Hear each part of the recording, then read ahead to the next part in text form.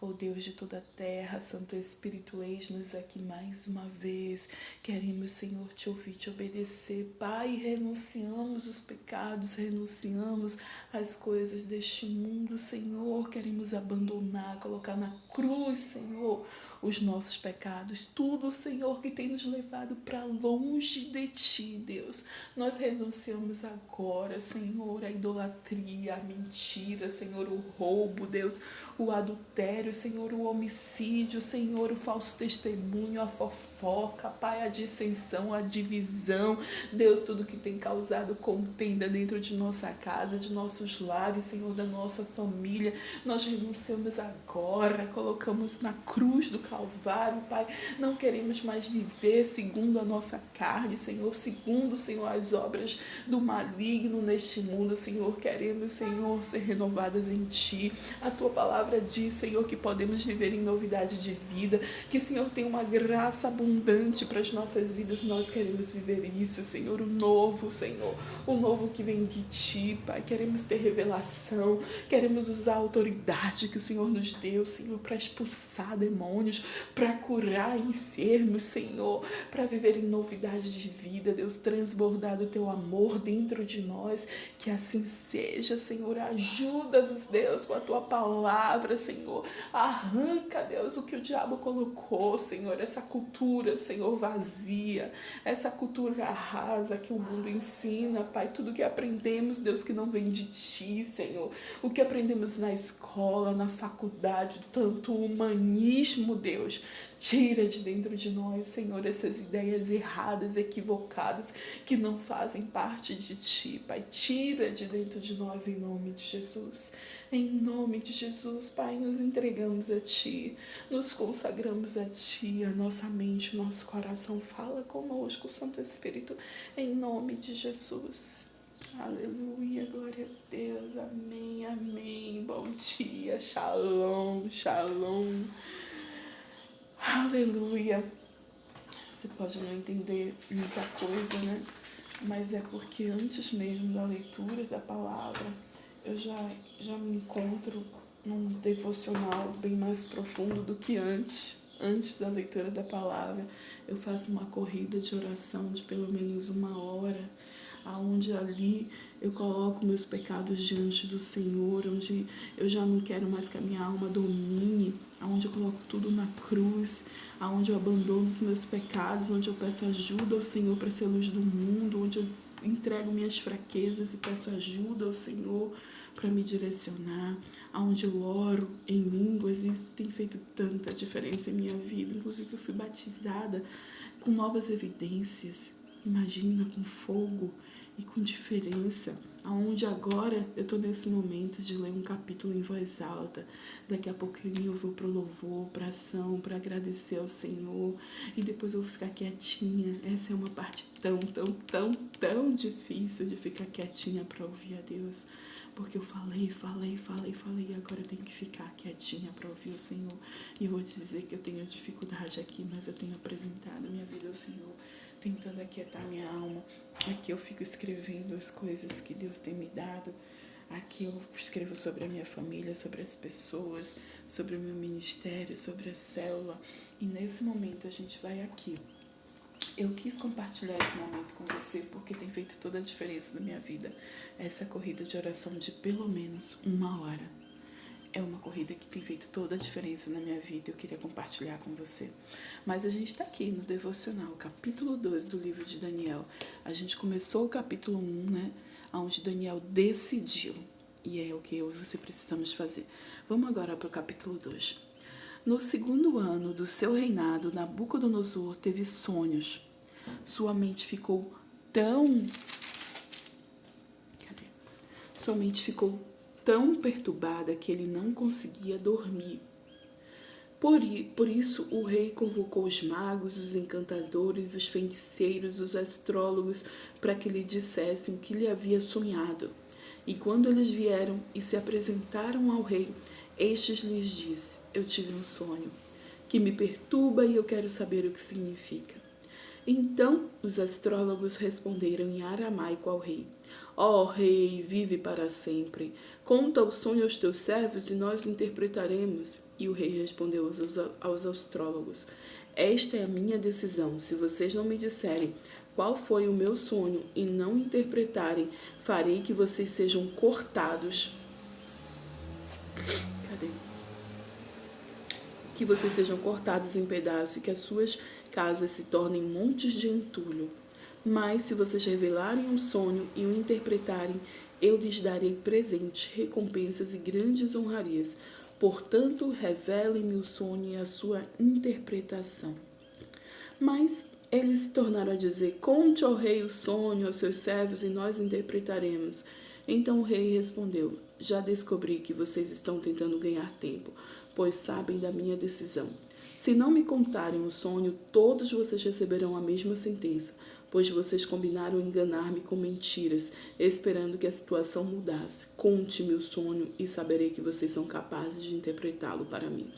Bom, o rei ele teve um sonho que deixou extremamente perturbado, mas ele não conseguia lembrar esse sonho, né? E por isso ele tomou essa decisão. E ele estava se sentindo aqui enganado, lesado, e por isso ele tomou a decisão de que se não contasse, todos eles morreriam, né? Vamos aqui, versículo 10. 10 é o 10. Os astrólogos responderam ao rei: não há homem na terra que possa fazer o que o rei está pedindo. Nenhum rei, por maior e mais poderoso que tenha sido, chegou a pedir uma coisa dessas a nenhum mago, encantador ou astrólogo. O que o rei está pedindo é difícil demais. Ninguém pode revelar isso ao rei, senão os deuses, e eles não vivem entre os mortais. Bom, isso que os caras responderam, né? A gente sabe historicamente que não, que Daniel teve revelação de Deus, né, o nosso Deus. E você sabe que nesses reinados viviam, né, esses conselheiros, esses astrólogos, magos, encantadores e tantas coisas assim. Mas vamos ver quem Deus tem feito a diferença, né, na terra. Versículo 12. Isso deixou o rei tão irritado e furioso que ele ordenou a execução de todos os sábios da Babilônia. E assim foi emitido o decreto para que fossem mortos os sábios, os encarregados. Saíram à procura de Daniel e dos seus amigos para que também fossem mortos. Por quê? Porque Daniel era um dos sábios, né? Ele foi treinado durante 3 anos, ele e os amigos dele, para servir no palácio. E ele estava nesse meio aqui. E você sabe que Deus, ele tá ali, né, tratando, cuidando, protegendo os seus. Vamos seguir. Arioque, o comandante da guarda do rei, já se preparava para matar os sábios da Babilônia, quando Daniel dirigiu-se a ele com sabedoria e bom senso. Daniel se dirigiu como? Com sabedoria e bom senso. Como é que eu e você precisamos agir? No desespero, na gritaria e lutando? Nossa luta não é contra pessoas, né? Nossa luta é espiritual. Daniel se dirigiu a ele com sabedoria e bom senso, mesmo já estando ali com o pescoço já fora da cabeça, né? Já para a morte. Ele perguntou ao oficial do rei: por que o rei emitiu um decreto tão severo? E Arioque explicou o motivo a Daniel.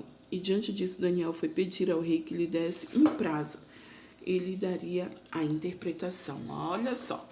Olha a fé de Daniel, né? E ele sabendo que ali não acabou a missão dele. Você tem uma missão, você tem um chamado, você precisa cuidar para que isso se cumpra. Enquanto isso não se cumprir, você não pode morrer. Daniel não podia morrer naquele momento. Vamos seguir aqui. Daniel voltou para casa, contou o problema a seus amigos Hananias, Misael e Azarias e lhes pediu que rogassem a Deus dos céus que tivesse misericórdia acerca desse ministério, para que ele e seus amigos não fossem executados como os outros sábios da Babilônia. Então, o mistério foi revelado a Daniel de noite, numa visão. Daniel louvou a Deus dos céus e disse: louvado seja o nome de Deus para todo sempre. A sabedoria e o poder a ele pertencem. Ele muda as épocas e as estações, destrona reis e os estabelece, dá sabedoria aos sábios e reconhecimento aos que sabem discernir. Revela coisas profundas e ocultas, conhece o que jaz nas trevas, e a luz habita com ele. E eu te agradeço e te louvo, ó Deus dos meus antepassados. Tu me deste sabedoria e poder, e me revelastes o que te pedimos, revela-nos o sonho do rei. Olha só, olha o que Daniel fez. Minha gente, Daniel estava já com a cabeça né, já ali em questão, né, já estava ali com decreto de morte.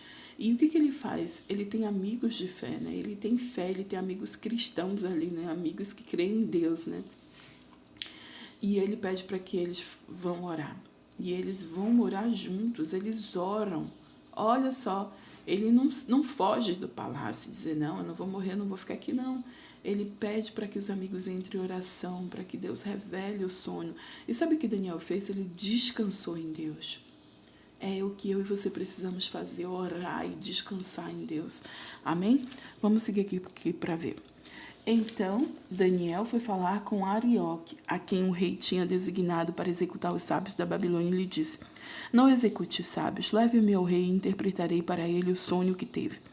Imediatamente Arioque levou Daniel ao rei e disse, encontrei um homem entre os exilados de Judá que pode dizer ao rei o significado do sonho. E o rei perguntou a Daniel, também chamado de Beltesazar, lembra que foi o nome, né, que deram na Babilônia para ele. Você é capaz de contar-me o que viu no meu sonho e interpretá-lo? E Daniel respondeu, nenhum sábio, encantador, mago ou adivinho é capaz de revelar ao rei o mistério sobre o qual ele me perguntou. Mas, olha onde Daniel dá a glória a Deus, né? Ninguém é capaz, mas o Senhor é. Saúde, filhote. Parece que acordou. Bom, eu estou desde as 5 aqui em oração. Então deve ser bem cedo para ele estar acordado. Vamos lá, vamos seguir aqui. E Daniel disse, mas existe um Deus nos céus que revela os mistérios. Ele mostrou ao rei Nabucodonosor o que acontecerá nos últimos dias. O sonho e as visões que passaram por tua mente quando estava deitado foram o seguinte. Quando estavas deitado, ó rei, tua mente se voltou para as coisas futuras, e aquele que revela os mistérios te mostrou o que vai acontecer. Quanto a mim, esse mistério não me foi revelado, porque eu tenha mais sabedoria do que os outros homens, mas para que tu, ó rei, saibas a interpretação e entendas o que passou pela tua mente. Daniel aqui dando glória a Deus, e aqui a gente já vê visões apocalípticas, né? No livro de Daniel a gente vai ver muito sobre isso, muito sobre o futuro, sobre o apocalipse. Vamos continuar aqui para ver. Versículo 31. Tu olhastes, ó rei, diante de ti estava uma grande estátua, uma estátua enorme, impressionante. A sua aparência era terrível. A cabeça da estátua era feita de ouro puro, o peito e o braço eram de prata, o ventre e os quadris eram de bronze, as pernas eram de ferro, e os pés eram a parte de ferro e a parte de barro. Enquanto estavas observando, uma pedra soltou-se, sem auxílio de mãos, e atingiu a estátua nos pés de ferro e de barro, e os esmigalhou. Então o ferro, o barro, o bronze, a prata e o ouro foram despedaçados, viraram pó, e como pó o vento os levou sem deixar vestígio. Não, e como o pó da debulha do trigo na eira durante o verão, o vento os levou sem deixar vestígio. Mas a pedra que atingiu a estátua tornou-se uma montanha e encheu toda a terra. Foi esse o sonho, e nós o interpretaremos para o rei. Tu, ó rei, és rei de reis. Ó, você sabe que tem um versículo que fala que o Senhor é o rei dos reis, né? O Senhor dos senhores. E aqui ele está falando, tu é reis de reis. O Deus dos céus concedeu-te domínio, poder, força e glória. E nas tuas mãos ele colocou a humanidade, os animais selvagens e as aves do céu. Onde quer que vivam, ele fez de ti o governante deles todos. Tu és o cabeça de ouro. Uau! A Babilônia, durante muito tempo, foi uma grande potência mundial. E nessa época era, né? Ela tinha conquistado a Síria, tinha conquistado Israel, o Egito. Então, assim, era uma grande potência mundial. E Deus, ele se referia, a gente viu isso em Jeremias, né? Como o Nabucodonosor da Babilônia como servo dele, porque estava fazendo a vontade dele, né? Vamos aqui ver. Versículo 39. Depois de ti surgirá um outro reino, inferior ao teu. Em seguida surgirá um terceiro reino de bronze que governará toda a terra. Você sabe que Israel foi uma grande potência mundial. Aqui está falando da Babilônia, que é uma grande potência mundial. Depois da Babilônia, sabe o que vem? Os medos e os persas, que também foi uma grande potência, mas que ele está dizendo que foi inferior à Babilônia. E você sabe que depois da Babilônia, dos Medos e dos Persas, vieram o quê? O Império Romano, que foi onde Jesus foi crucificado, que foi uma grande potência mundial também, né? O Império Romano. E aí, essa revelação de Daniel aqui, que fala do Apocalipse, vem de uma outra nação que a gente ainda não conhece, quer dizer, eu ainda não sei, né?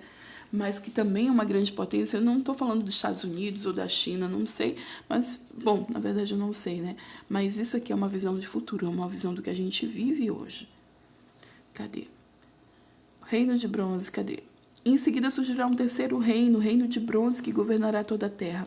Finalmente haverá um quarto reino, e é esse quarto reino que a gente está esperando aqui, viu? Forte como o ferro, pois o ferro quebra e destrói tudo. E assim como o ferro despedaça tudo também, ele destruirá e quebrará todos os outros. E aqui pode-se dizer assim, humanamente, né, eu diria, não estou tendo revelação nenhuma, mas sobre a China. A China é como se fosse esse quarto reino aqui que destrói todas as outras, né? A gente viu que essa pandemia surgiu onde? Na China, e que enfraqueceu muitas potências mundiais, né? Como Estados Unidos, a Rússia e tantos outros lugares, né? O Brasil sofreu muito com a pandemia, foram milhares e milhares e milhares e milhares de mortos. E aí uma economia enfraquecida e tantas coisas que aconteceu, não só aqui no Brasil, mas no mundo todo. E a China tem se levantado como uma grande potência mundial. Ela se recuperou logo e ela tem mandado muito em muitos países, né, em muitas nações. Versículo 41. Como viste, os pés e os dedos eram a parte de barro e a parte de ferro. Isso quer dizer que esse será um reino dividido. Mas ainda assim terá um pouco de força do ferro, embora tenhas visto o ferro misturado com barro. E assim como os dedos eram a parte de ferro e em parte de barro, também esse reino será em parte forte e em parte frágil. E como vistes, o ferro estava misturado com barro. Isso significa que se buscarão fazer alianças políticas por meio de casamentos, mas a união decorrente dessas alianças não se firmará. E assim como o ferro não se mistura com barro. E na época desses reis, ó Deus dos céus, estabelecerá um reino que jamais será destruído e que nunca será dominado por nenhum outro povo. Amém. Destruirá todos os reinos daqueles reis e os exterminará, mas esse reino durará para sempre. Amém. Esse é o significado da visão da pedra que se soltou de uma montanha sem auxílio de mãos, pedra que esmigalhou o ferro, o bronze, o barro e a prata e o ouro. O Deus poderoso mostrou ao rei que acontecerá no futuro. O sonho é verdadeiro e a interpretação é fiel. Então, o rei Nabucodonosor caiu prostrado diante de Daniel, prestou-lhe honra e ordenou que lhe fosse apresentada uma oferta de cereal e incenso. O rei disse a Daniel: não há dúvida de que o seu Deus é o Deus dos deuses, o Senhor dos reis e aquele que revela os mistérios, pois você conseguiu revelar esse mistério. Olha só, o rei da grande potência mundial da época se prostrando e adorando a Deus e dizendo quem é Deus, é o rei dos reis. É isso que o grande rei na época estava falando, que não tinha Deus maior do que o nosso Deus. Toda honra e toda glória deve ser dada a Deus, amém? Vamos finalizar esse capítulo, só falta essa parte aqui. E assim o rei colocou Daniel num alto cargo e o cobriu de presentes. E o designou governante de toda a província da Babilônia, e o encarregou de todos os sábios da província. E além disso, a pedido de Daniel, o rei nomeou Sadraque, Mesaque e Abednego administradores da província da Babilônia, enquanto o próprio Daniel permanecia na corte do rei. Minha gente, tem muita coisa para falar aqui, mas já tem quase 19 minutos, eu não vou conseguir aumentar. Mas olha só, os amigos crentes também foram exaltados. Daniel não foi sozinho, porque Daniel exaltou e glorificou o nome do Senhor. E agora ele era governador, um grande político, administrador da Babilônia, a maior potência mundial na época. É como se fosse um ministro, né? Como se fosse o vice-presidente. Nabucodonosor era o presidente do Brasil, Daniel era o vice-presidente. Ainda nomeou ali senadores, né? E tantas pessoas ali. E olha só como Deus tem tanto de política na Bíblia, a gente precisa liberar nossa mente para isso, né? Deixar nossa mente aberta para isso, porque sim, é com política que a gente faz as coisas, e por causa dessa política, porque Daniel fez isso, se entregou ao Senhor, orou ao Senhor, descansou no Senhor, ele evitou um genocídio, uma grande matança de pessoas ali, né? Coisas políticas, sim,